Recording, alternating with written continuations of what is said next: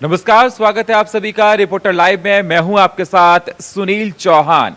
Reporter live में हम दिन भर की तमाम बड़ी खबरों की जानकारी लेते हैं अपने तमाम रिपोर्टर से। तो चलिए शुरुआत करते हैं रिपोर्टर लाइव की। मणिपुर में राहुल गांधी को रोका गया, उनके काफिले को गो बैक के नारे लगाए गए। इस खबर की अहम जानकारी दे रहे हैं हमारे सहयोगी दिनकर आनंद।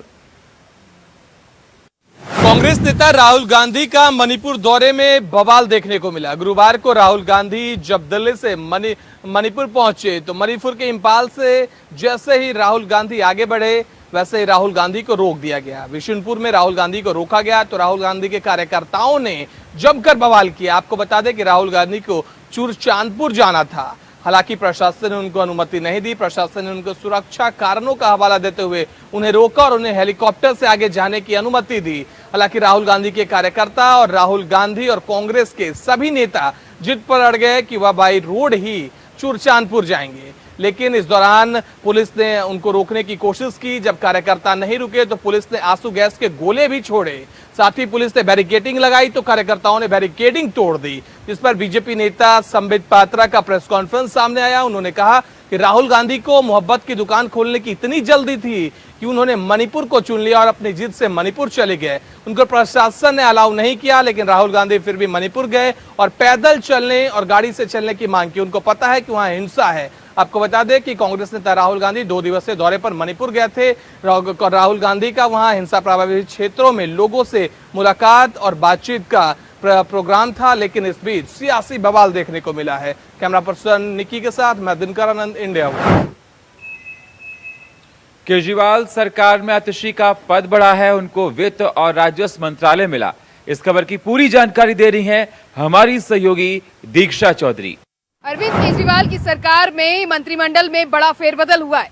वित्त मंत्री और राजस्व विभाग आतिशी को दे दिया गया है। आपको बता दें, इससे पहले पूर्व डिप्टी सीएम मनीष सिसोदिया के पास वित्त मंत्रालय था, जिसके बाद उन्होंने भ्रष्टाचार के आरोप में जेल में बंद है, जिसके बाद उन्होंने मंत्री पद से इस्तीफा दे दिया था। लेकिन अब वित्त मंत्री और राजस्व विभाग आतिशी को दिया है। इससे पहले कैलाश गहलोत को यह जिम्मेदारी दी गई थी, लेकिन मौजूदा समय में रिपोर्ट्स के मुताबिक वित्त मंत्रालय और राजस्व विभाग आतिशी को दे दिया गया है। आपको बता दें, आतिशी पर इसको मिलाकर 11 विभाग हो गए उनके पास। इससे पहले भी आपको बता दें, अरविंद केजरीवाल की सरकार के कई मंत्रियों के पास 8-8, 9-9 विभाग की जिम्मेदारी है। वहीं आपको बता दें, पूर्व डिप्टी सीएम मनीष सिसोदिया और सत्येंद्र जैन के भ्रष्टाचार के मामलों में जेल जाने के बाद सौरभ भारद्वाज और आतिशी को नई जिम्मेदारी दी गई थी, उन्हें कैबिनेट में शामिल किया गया। इसके साथ ही अब आतिशी पर और जिम्मेदारी बढ़ा दी गई है, उन्हें वित्त मंत्रालय भी दे दिया गया है, जिसको मिलाकर अब आतिशी पर 11 मंत्रालय हो गए हैं। तो वही कैमरामैन निक्की के साथ दीक्षा चौधरी, इंडिया वॉइस। गृह मंत्री अमित शाह बिहार दौरे पर रहे, उन्होंने विपक्ष पर जमकर निशाना साधा। इस खबर की पूरी जानकारी दे रही हैं हमारी सहयोगी जूही सिंह। प्रधानमंत्री नरेंद्र मोदी के कार्यकाल के 9 वर्ष पूरे होने पर जहां देश भर में महाजनसंपर्क अभियान चलाई जा रही, तो वहीं इसी बीच एक बार फिर से आगामी लोकसभा चुनाव 2024 को लेकर केंद्रीय गृह मंत्री अमित शाह बिहार दौरे पर है। आपको बता दें कि 1:30 बजे वो आज जो है पटना पहुंचे, जहां उनकी अगुवाई बीजेपी प्रदेश अध्यक्ष जो है सम्राट चौधरी ने किया। आपको बता दें कि बारिश जो है आज बिहार भर में, बिहार के अलावा भी कई राज्यों में रुक रुक कर देखने को मिल रही है, जिसके चलते पटना से उनकी हेलीकॉप्टर देर से उड़ान भरी। हालांकि जो लखीसराय में उनका जो है आयोजन होना है और इस दौरान वो काफी संख्या में जो है लोग वहां मौजूद है। बारिश होने के बावजूद काफी भीड़ वहां देखने को मिल रही है। लखीसराय में भारी बारिश के कारण अमित शाह की सभा को लेकर की गई तैयारियों में भी चुनौतियां काफी बढ़ गई। बावजूद इसके बीजेपी के नेता और कार्यकर्ता बड़ी संख्या में शाह को सुनने के लिए कार्यक्रम स्थल पर मौजूद है। बरसात के कारण नेताओं को भले ही टेंट में बैठने में परेशानी हो रही है, बावजूद इसके बिना परवाह किए वह शाह को सुनने के लिए लखीसराय के गांधी मैदान में डटे हुए हैं। आपको बता दें, गृह मंत्री अमित शाह की सभा को लेकर बीजेपी ने काफी पहले से जो है तैयारियां शुरू कर दी थी और अचानक हुई बारिश के कारण वहां थोड़ी जल जमाव की स्थिति भी हो गई है। अमित शाह को सुनने के लिए गांधी मैदान में कई सारे लोग मौजूद हैं, जिनमें पार्टी के कई बड़े नेता भी लखीसराय के गांधी मैदान पहुंच चुके हैं। केंद्रीय मंत्री गिरिराज सिंह, केंद्रीय गृह मंत्री राज्य मंत्री नित्यानंद राय, पूर्व उप मुख्यमंत्री तारकिशोर प्रसाद, नेता प्रतिपक्ष विजय सिन्हा सहित कई और जो और नेता है वो भी वहां मौजूद हैं। अमित शाह का यह दौरा कई मायनों में अहम माना जा रहा है। पिछले 23 जून को पटना में विपक्षी दलों की बैठक के बाद यह अमित शाह का पहला बिहार दौरा है, तो इस दौरे को लेकर जो है कई तरह के कयास लगाए जा रहे हैं। कैमरामैन निकी के साथ मैं जूही, इंडिया वॉइस।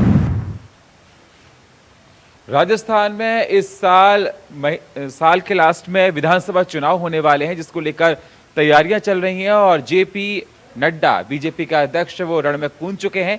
इसी खबर की हम जानकारी दे रहे हैं हमारे सहयोगी विशाल मिश्रा। बीजेपी अध्यक्ष जेपी नड्डा आज राजस्थान के दौरे पर रहे, जहां भरतपुर जिले में उन्होंने एक जनसभा को संबोधित करते हुए विपक्ष पर जमकर हमला बोला। उन्होंने कहा कि जो विपक्ष गठबंधन बना रहा है वो सिर्फ अपना विकास चाहता है, अपने परिवार का विकास चाहता है, जबकि बीजेपी पूरे देश का विकास चाहती है और देश के विकास में एक अग्रणी भूमिका हमारी सरकार बीजेपी सरकार निभा रही है। इसके बाद उन्होंने विपक्ष पर खासकर लालू यादव, उसके बाद मुलायम सिंह यादव के परिवार को लेकर के उन्होंने कहा, एनसीपी प्रमुख शरद पवार, इन तमाम जो राजनीतिक दल हैं जो एकजुट हो रहे हैं उन पर परिवारवाद का आरोप लगाते हुए उन्होंने जमकर हमला बोला और कहा कि बीजेपी ही देश का भला करेगी और देश का विकास सिर्फ बीजेपी करेगी। प्रधानमंत्री मोदी के नेतृत्व में ही देश आगे बढ़ेगा। कैमरामैन निकी के साथ Vishal Mishra, India Voice, Noida. Bhim army chief Chandrashekhar पर बुधवार को जानलेवा हमला हुआ था। पुलिस ने क्या कार्रवाई की, कितने संदिग्धों को पकड़ा है, इस खबर की पूरी जानकारी दे रहे हैं हमारे सहयोगी शरद कुमार। आर्मी चीफ चंद्रशेखर और आज़ाद समाज पार्टी के संस्थापक चंद्रशेखर आज़ाद पर कल जानलेवा हमले के पश्चात सहारनपुर की आबोहवा अभी फिलहाल बदली हुई है। जिला प्रशासन यूं तो पूरी मुस्तैदी के साथ इस पूरे प्रकरण की गंभीरता से जांच कर रहा है, लेकिन राजनीतिक गलियारों में अभी हाल फिलहाल उबाल नजर आ रहा है। चंद्रशेखर आज़ाद की हालत स्थिर है और अभी कुछ देर पश्चात सहारनपुर जिला अस्पताल से छुट्टी भी कर दी जाएगी। लेकिन भीम आर्मी समेत तमाम विपक्षी नेताओं का कहना है कि हमलावरों के साथ साथ उस मास्टरमाइंड की भी खोज की जानी चाहिए जिनके इशारे पर ये हमला हुआ है।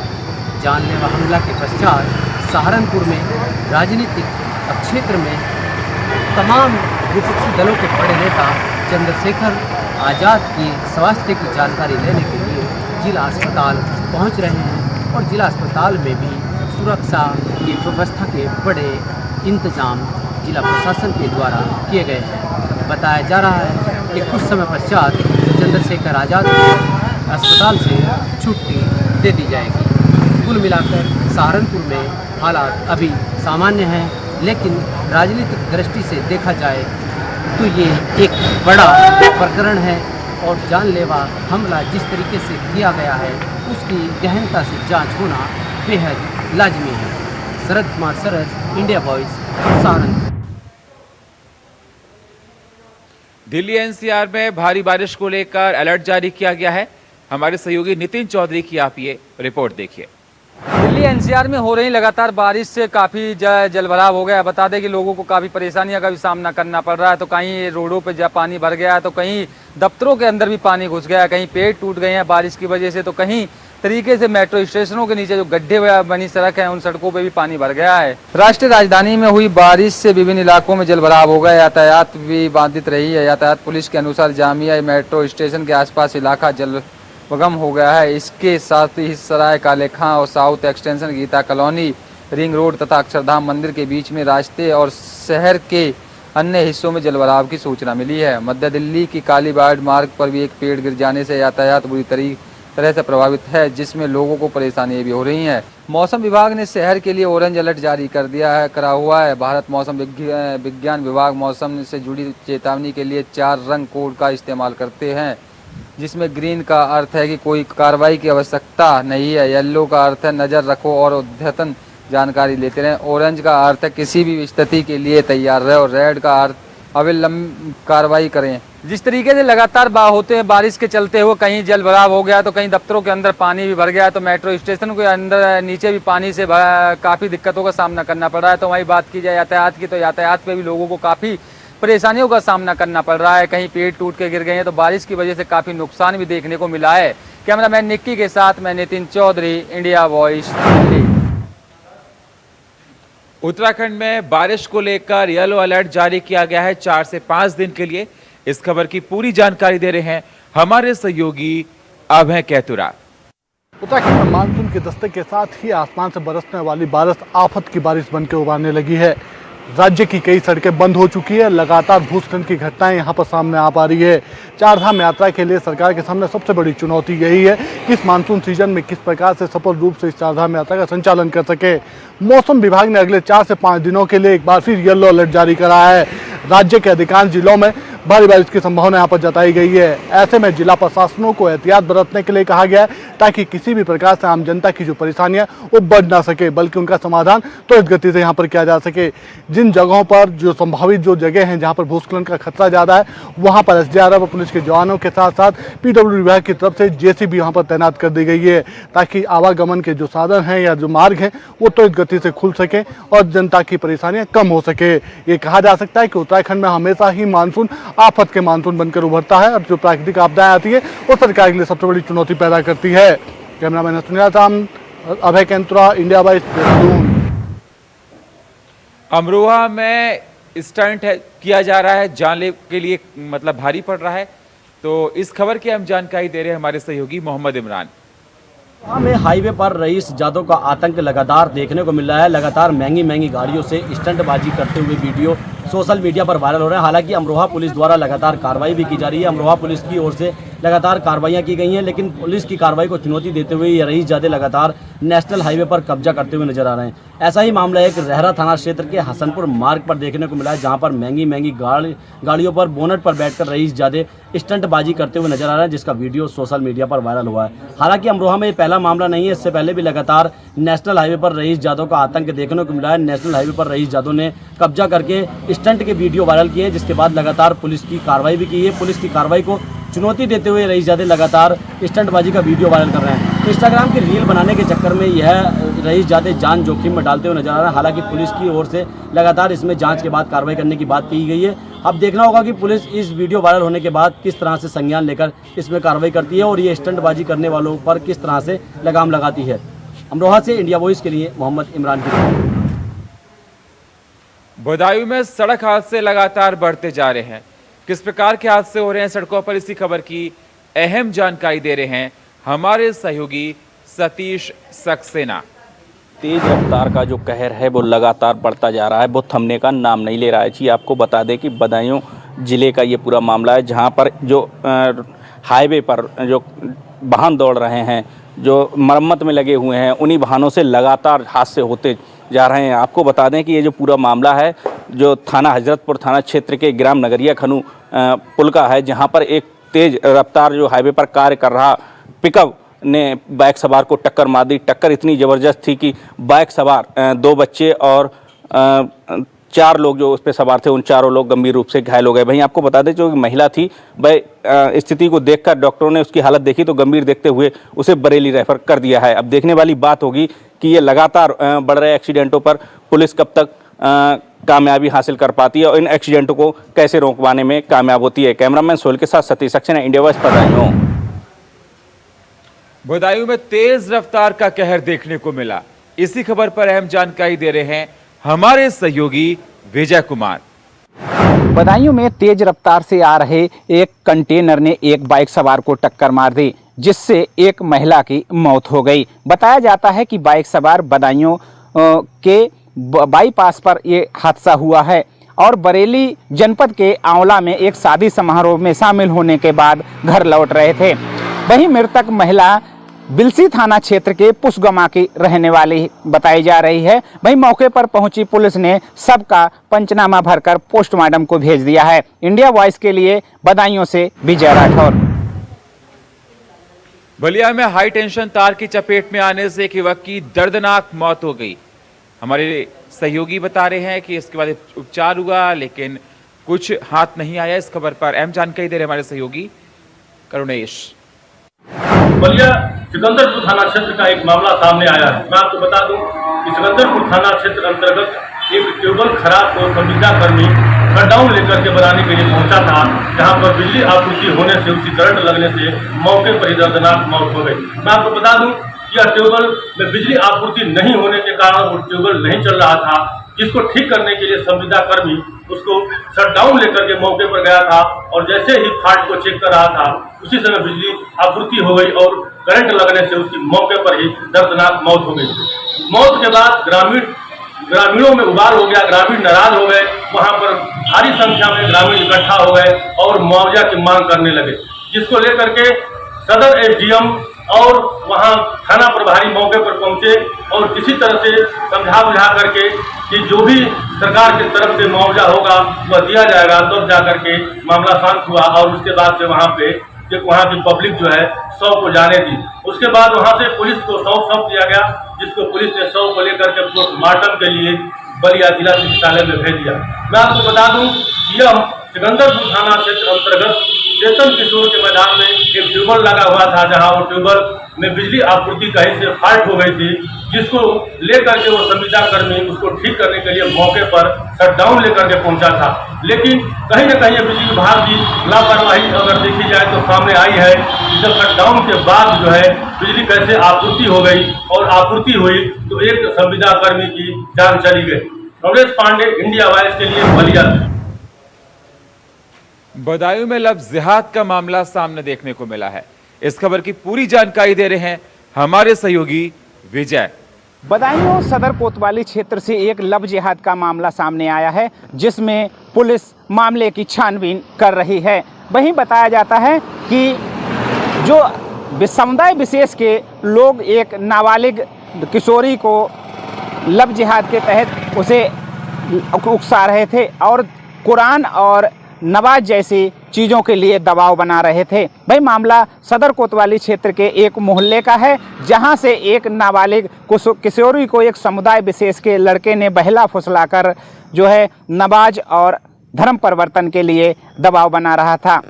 वहीं पिता ने जब ये लड़की अपनी सहेली के घर कह करके गई थी और देर रात हो जाने के कारण पिता ने और भाई ने जब इसकी तलाश शुरू की तो एक रेस्टोरेंट में मिली। वहीं लड़की के पिता ने बताया कि ये समुदाय विशेष के जो लड़का है वो लव जिहाद के तहत हमारी बेटी को बहला फुसला करके एक नमाज और धर्म परिवर्तन के लिए दबाव बना रहे थे। वहीं इसको लेकर के पुलिस ने कई गंभीर धाराओं में मुकदमा दर्ज कर लिया है और आरोपी की तलाश कर रही है। वहीं विश्व हिंदू तमाम लव जिहाद के मामले को देखते हुए बदायूं में तमाम हिंदू संगठन भी भड़क गए हैं। वहीं विश्व हिंदू परिषद के उज्जवल गुप्ता का कहना है कि बदायूं में इस तरह के लव जिहाद के मामले लगातार आ रहे हैं, इस पे प्रशासन कोई कड़ी कार्रवाई नहीं कर रहा है। वहीं उज्जवल गुप्ता का यह भी कहना है कि बदायूं में समुदाय विशेष के लोग हिंदू लड़कियों को एक टारगेट बना रहे हैं, जिसके लेकर के धर्म परिवर्तन के लिए ये एक इस तरह का चलन चल रहा है। इन पर अगर विशेष कार्रवाई नहीं की गई थी तो विश्व हिंदू परिषद आंदोलन के लिए आंदोलन भी करेगा। इंडिया वॉइस के लिए विजय राठौर, बदायूं से। हरदोई में उस समय हड़कंप मच गया जब प्रॉपर्टी को लेकर दो पक्षों में खूनी संघर्ष देखने को मिला। इस खबर की हम जानकारी दे रहे हैं हमारे सहयोगी आनंद त्रिवेदी। जमीन के विवाद को लेकर दो पक्षों में मारपीट हुई, मारपीट का वीडियो वायरल हुआ। आपको बता दें, वीडियो में जो देखा जा रहा है कि किस तरीके से फड़वे से हमला किया गया और दो लोग गंभीर रूप से उसमें घायल हो गए हैं। जिन्हें जो घायल है उसने अपना वीडियो बनाकर सोशल मीडिया पे वायरल किया है। हालांकि हाँ, तहरीर भी दी गई है पीड़ित की तरफ से और उस पर कार्रवाई की जा रही है। अभी तक उन लोगों की कोई अरेस्टिंग नहीं हुई है। फिलहाल जो घायल है उसकी काफी ज्यादा चोटें आई है, उसको जिला अस्पताल में भर्ती कराया गया है, उसका उपचार चल रहा है। अब देखने की बात ये होगी कि पुलिस कितनी जल्दी इनको अरेस्ट कर पाती है और आखिरकार कितनी जमीन को लेकर विवाद हुआ, जो इस विवाद ने कि एक दूसरे के खून के प्यासे हो गए। हरदोई से आनंद त्रिवेदी, इंडिया वॉइस। बरेली में तेज रफ्तार का कहर देखने को मिला। क्या है पूरा मामला, इसी खबर को बता रहे हैं हमारे सहयोगी सनी गोस्वामी।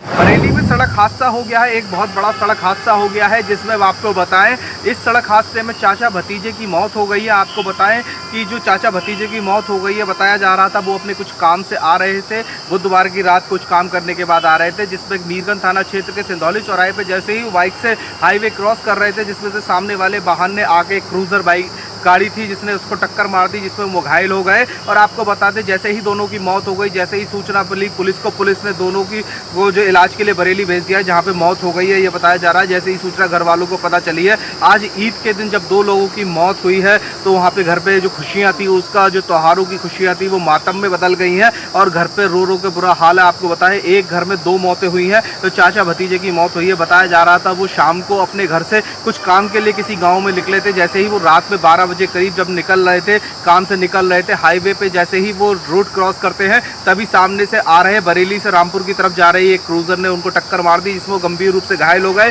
पुलिस ने जैसे ही उन्हें अस्पताल भेजा है, वहाँ पे सुबह सूचना मिली है कि उन दोनों की मौत हो गई है। जैसे ही मौत हो गई, घर वालों का मातम छा गया और लोगों का, गाँव वालों का मिलना जुलना आ गया। पूरे गाँव में बताया जा रहा है कि सन्नाटा पसरा हुआ है, क्योंकि आज के दिन ईद है और ईद के दिन जो मुस्लिम परिवार है उधर 2 लोगों की मौत हुई है, जिससे पूरे घर में मातम छा गया है। परिवार के लोगों में मातम छा गया है, रिश्तेदारों में मातम छा गया है। और ये बताएं कि जो 2 मौतें हुई हैं ये बड़ी दर्दनाक मौत हुई हैं। कैमरामैन लब के साथ मैं सनी गोस्वामी।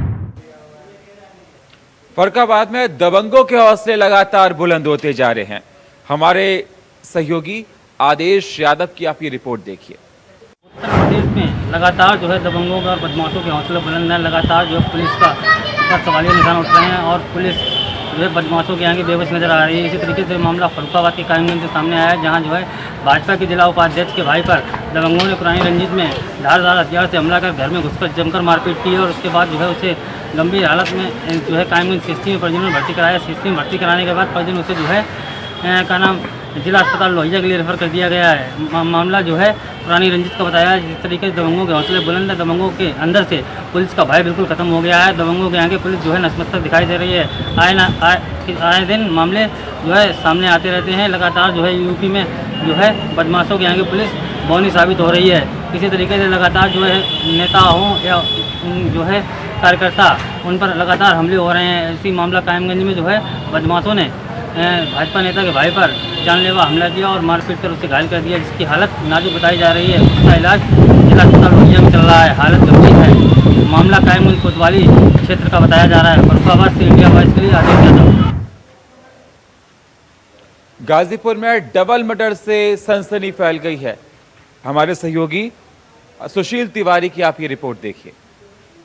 गाजीपुर जिले में डबल मर्डर से सनसनी, परिवार वालों का रो रो कर बुरा हाल। ग्राम प्रधान के बेटे और रिश्तेदार की चाकू गोदकर हत्या। मामला है थाना मोहम्मदाबाद क्षेत्र के बढ़ईपुर गांव का, जहां पर ग्राम प्रधान के बेटे और रिश्तेदार जब रात में शौच के लिए निकलते हैं, उसी समय घात लगाए युवक ने दोनों की हत्या कर दी। मामला जैसे ही गर्माता है, पुलिस मौके पर पहुंचती है। वहां पर ग्राम प्रधान ने पुलिस के सामने एक युवक के खिलाफ नामजद रिपोर्ट और 2 लोगों के खिलाफ अज्ञात का मुकदमा दर्ज किया जाता है। बढ़ईपुर गांव का ये मामला है, जहां पर परिवार सदमे में है। परिवार वालों का रो रो कर बुरा हाल। मौके की तफ्तीश में पुलिस जुटी है, छानबीन जारी है। मैं सुशील तिवारी, इंडिया वॉइस की रिपोर्ट, गाजीपुर। और फिलहाल रिपोर्टर लाइव में इतना ही। बाकी खबरों के लिए आप बने रहिए इंडिया वॉइस के साथ। तब तक के लिए नमस्कार।